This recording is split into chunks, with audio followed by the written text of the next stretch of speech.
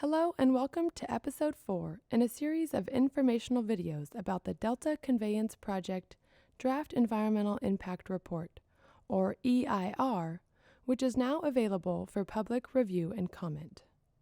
The draft EIR was prepared to comply with the requirements of the California Environmental Quality Act, or CEQA, by evaluating a range of alternatives to the proposed project and disclosing potential environmental effects and associated mitigation measures. This video continues our introduction to the contents and structure of the draft EIR, which we started in Episode 3. It's intended to help you navigate through one of the draft EIR's 27 resource chapters. Most of the resource chapters share the same basic structure, and in this video, we'll be using Chapter 27 as an example. At the top of most resource chapters, you will find an introductory paragraph that describes the contents of the chapter, followed by the first main heading, a summary comparison of alternatives. The Delta Conveyance Project Draft EIR evaluates 8 alternatives, in addition to the proposed project, and a no project alternative, which describes likely conditions if the Delta Conveyance Project is not implemented. The resource chapters analyze the potential effects on the physical environment that could potentially result from construction, operation, and maintenance of each of the alternatives. There is also a summary table that compares impacts by alternative. The second main section is the environmental setting.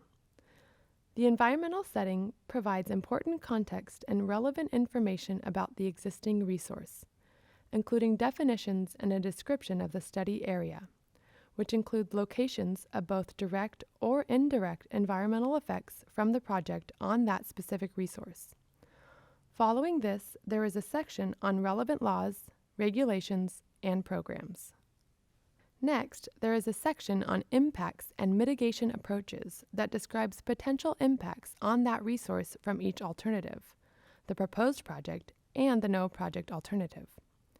This is followed by a CEQA conclusion that makes a determination about whether an impact is considered significant, triggering the need to assess availability of mitigation measures to avoid, minimize, or otherwise offset the significance of that impact.